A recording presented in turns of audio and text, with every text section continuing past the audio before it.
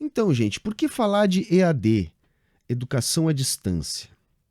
Bem, se você não chegou de Marte agora, você sabe que toda a educação da básica à superior está funcionando nessa modalidade. E eu quero hoje levantar um debate, porque muito do que está sendo implantado agora, às pressas, por causa da pandemia do Covid-19, pode servir para um projeto permanente para a educação pública.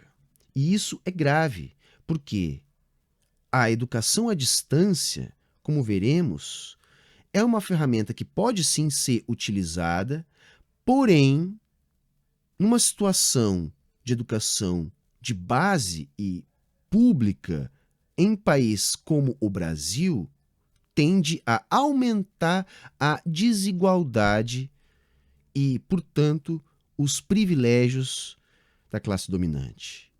Esse é o debate que eu quero aqui suscitar. Eu tenho alguma experiência com educação à distância. Fiz o primeiro curso para trabalhar com isso lá em 2007. Trabalhei 6 anos. 6 anos com educação à distância de nível superior numa instituição privada. Num curso que foi totalmente planejado para ser à distância.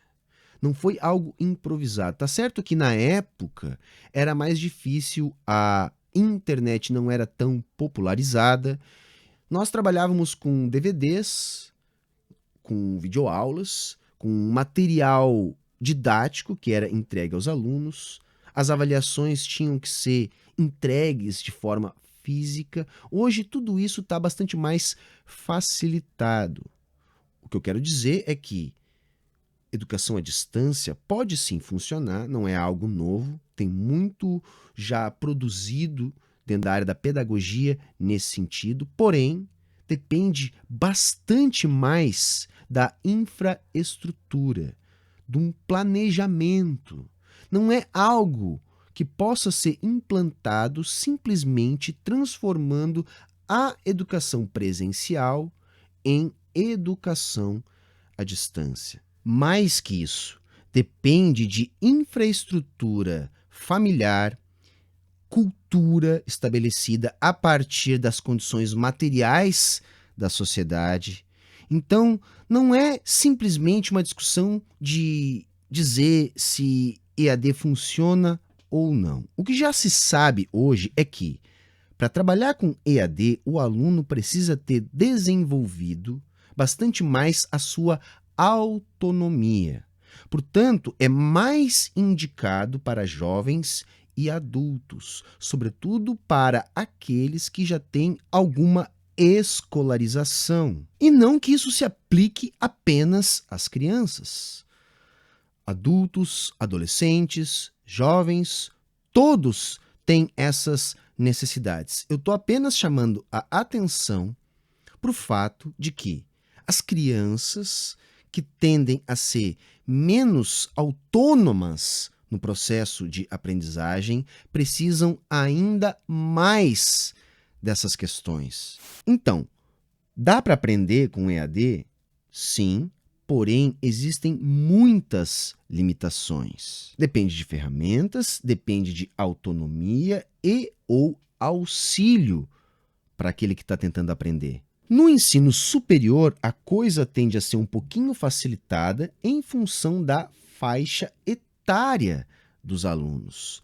Mas o que eu quero aqui chamar a atenção é para a utilização do EAD no ensino fundamental e no ensino médio. Isso, na prática, é muito problemático. Reparem na seguinte situação. Muito do fato dos alunos terem que estar na escola presencialmente também decorre da necessidade de protegê-los do trabalho infantil. É muito comum, nas classes sociais mais baixas, os alunos evadirem para ter que trabalhar e assim ajudar a família. Se implantarmos o EAD para essa faixa etária, nós vamos estar estimulando o trabalho infantil e, portanto, aumentando a desigualdade, porque vamos estar aumentando a distância, a disparidade na educação de pobres e ricos. Coisa que já é um problema bastante grave. Outro problema que é agravado no EAD é a questão da avaliação.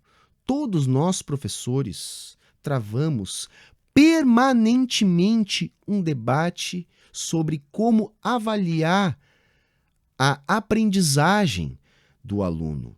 É muito difícil porque precisa do envolvimento do professor. O professor precisa conhecer com profundidade o aluno para melhor avaliar. No sistema de EAD, esse processo fica ainda mais prejudicado. E nas fases mais sensíveis, por exemplo, na educação de base, é ainda mais importante o rigor com a avaliação. Rigor no sentido de ser o mais preciso possível.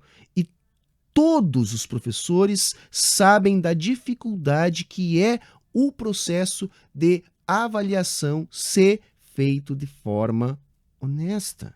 Então imaginem, gente, o EAD, que já tem todos esses problemas, quando bem estruturado, imaginem ele ainda imposto de forma improvisada, como está sendo feito agora durante a pandemia do Covid-19. Se nós não tivéssemos uma lógica tão produtivista, o mais interessante seria não existir um 2020 letivo.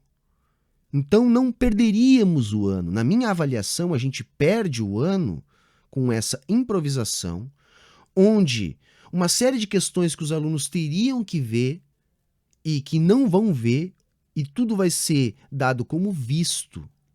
Isso certamente provocará uma celeuma maior do que um ano, entre aspas, perdido por causa da pandemia. Mostra que a lógica é diplomista e não no sentido da aprendizagem. Não há como ter segurança para avaliar os alunos em meio a essa forma improvisada de se trabalhar com educação à distância. E na prática, apenas os governos estão utilizando tudo isso para testar uma série de coisas que podem ficar para depois. Porque vejam, do esforço que todas as equipes pedagógicas, professores, famílias e alunos desse momento, eles podem tirar proveito dizendo que, ora, viram, dá certo, podemos fazer assim. Na prática, isso está se desenrolando com contratos entre os governos estaduais e empresas fornecendo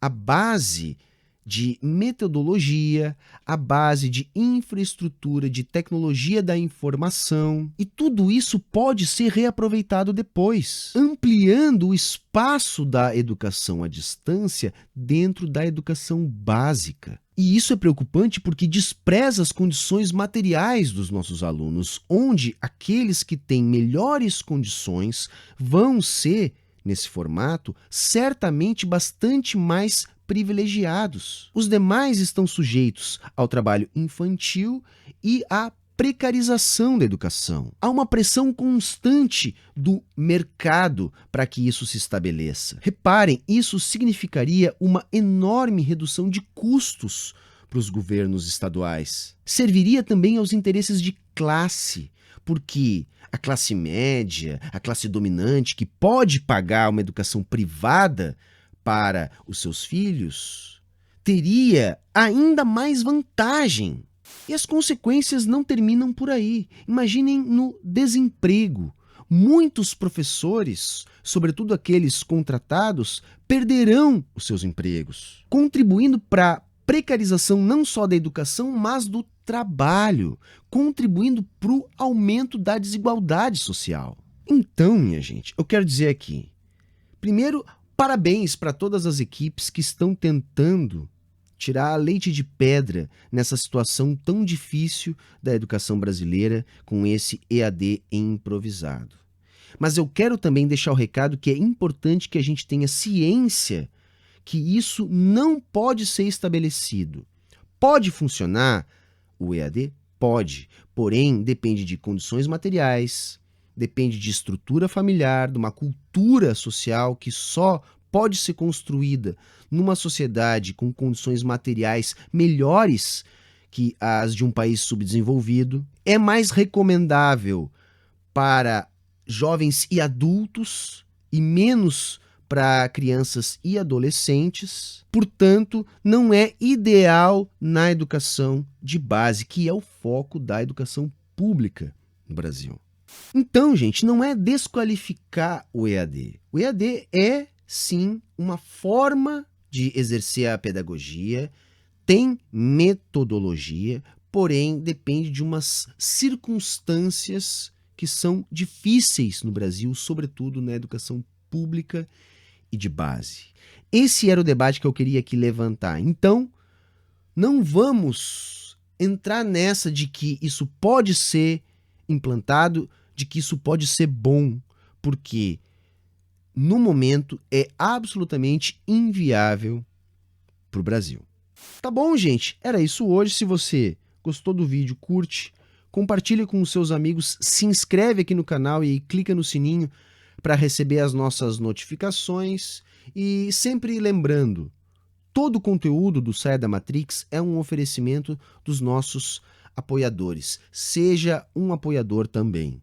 Aqui na descrição está o link do nosso Apoia-se e o link do nosso site.